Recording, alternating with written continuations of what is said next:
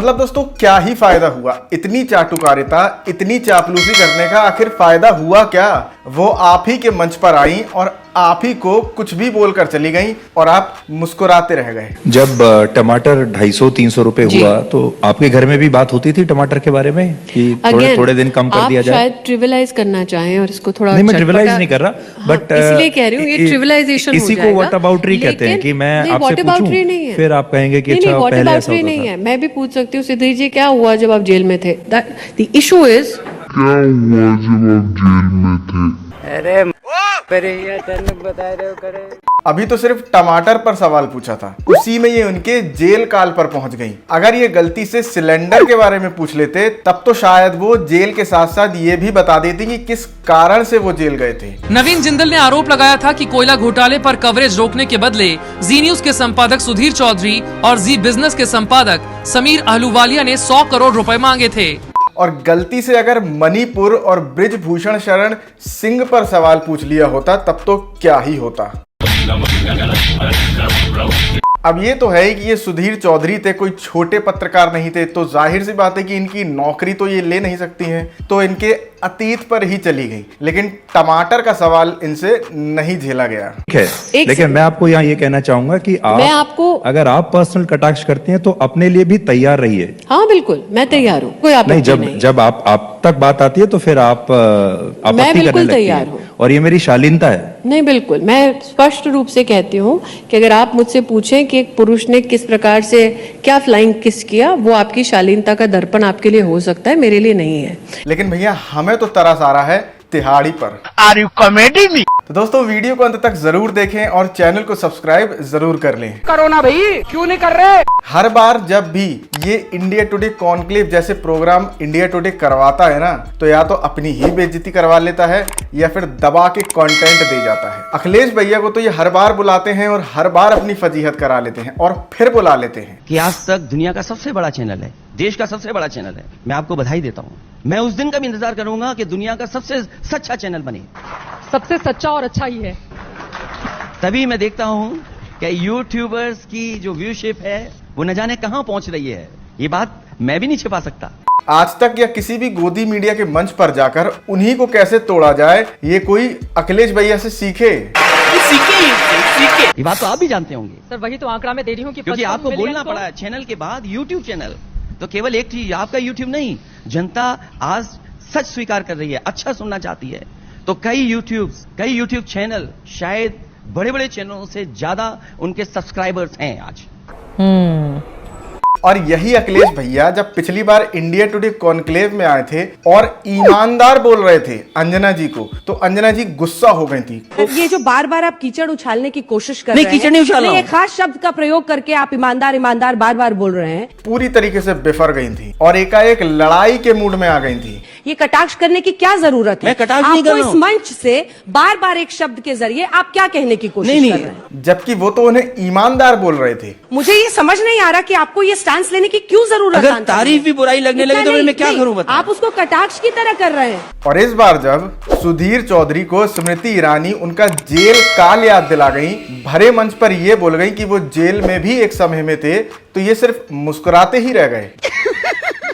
क्या सुधीर भैया की यही मुस्कुराहट तब भी कायम रहती जब यही बात इनसे अधीर रंजन चौधरी साहब या सुप्रिया श्रीनेश जैसे लोग बोल देते?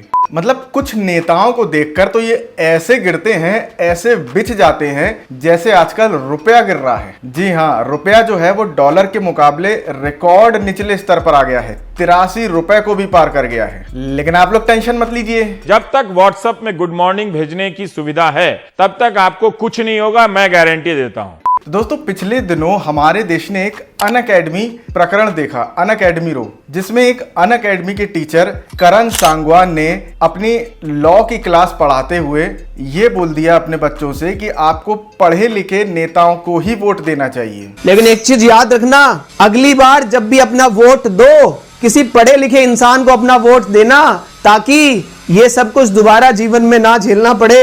ठीक है, चलो ठीक है, नेक्स्ट टाइम ध्यान रखिएगा। हुआ ये कि जो आईपीसी, सीआरपीसी और एविडेंस एक्ट बदल के सरकार तीनों नए कानून लेके आ गई है, उसी के संदर्भ में उन्होंने बोलते हुए कहा कि हमें काफी तकलीफ होगी, हमने काफी नोट्स बना रखे हैं, आपको भी दोबारा से जीरो से शुरू करना पड़ेगा। मुझे भी ऐसा ही लग रहा था, मैं रोऊं या हंसूं, क्योंकि मेरे पास भी बहुत सारे मेरे बैरक्स हैं, बहुत सारे केस नोट्स हैं, बहुत सारे नोट्स हमने भी बनाए थे। ठीक है, हर किसी के लिए बहुत मेहनत है, आप लोगों को भी काम मिल गया। तो इसी को लेकर उन्होंने बोला कि आगे से आप जब भी वोट दें तो एक पढ़े लिखे नेताओं को वोट दें, जिन्हें बिना मतलब के सिर्फ बदलने ही ना आता हो, उसके पीछे कोई कारण भी ना हो। ऐसे इंसान को चुने जो पढ़ा लिखा हो, ठीक है, जो समझ सके चीजों को। सिर्फ ऐसे इंसान को ना चुने जिनको सिर्फ बदलना आता हो, नाम चेंज करना आता हो, है ना। तो मेक योर डिसीजन प्रॉपरली, है ना। इसी बात को लेकर 2 दिनों के अंदर उन्हें उनकी नौकरी से ही निकाल दिया गया। अनअकैडमी ने कहा कि उन्होंने अनअकैडमी का कोड ऑफ कंडक्ट को ब्रीच किया है। क्लासरूम में उन्हें पॉलिटिकल बातें नहीं करनी चाहिए, उनकी जो पॉलिटिकल विचारधारा है वो बच्चों पर नहीं थोपनी चाहिए। लेकिन कोई टीचर अगर अपने बच्चों से ये कह रहा है कि आप पढ़े लिखे नेताओं को ही वोट दें, इसमें पॉलिटिकल विचारधारा थोपने की बात कहां से आ गई। हाँ, ये हो सकता है कि इस बात के साथ भले ही उन्हें ये नहीं ऐड करना था कि आप सिर्फ ऐसे नेताओं को वोट ना दें जिन्हें सिर्फ बदलने ही आता हो, नाम बदलने ही आता हो। इसी बात को भाजपा के लोग अपने ऊपर ले गए और जिसका खामियाजा करण सांगवान साहब भुगत चुके हैं। लेकिन पढ़े लिखे नेताओं को वोट करने की अपील करना कहां तक गलत है, जबकि हमारे गृह मंत्री जी खुद बोलते हैं कि एक अनपढ़ आदमी देश के ऊपर बहुत बड़ा बोझ होता है।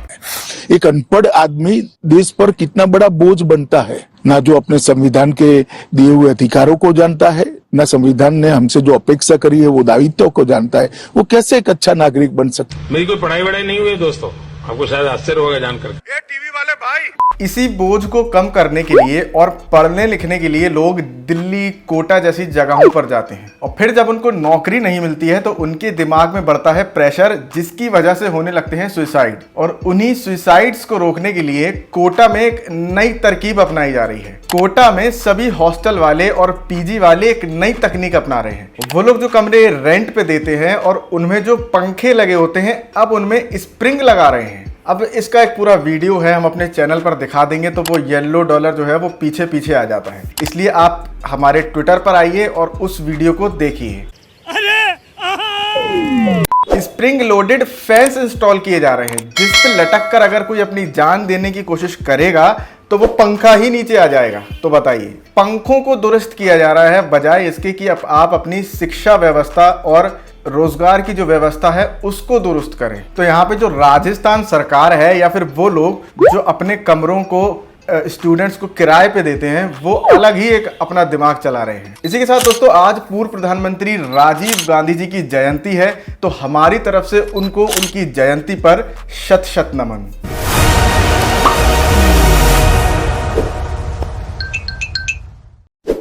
तो दोस्तों, आज के लिए इतना ही, मिलते हैं आपसे अगली वीडियो में। तब तक के लिए जय हिंद, जय भारत। वीडियो पसंद आए तो वीडियो को लाइक करें, शेयर करें और चैनल को सब्सक्राइब जरूर कर लें। देखिए, एक तो बेसिक ट्रिक है, एक तो लाइक और शेयर ठोक दीजिए, महाकाल का लाइक और शेयर ठोक दीजिए।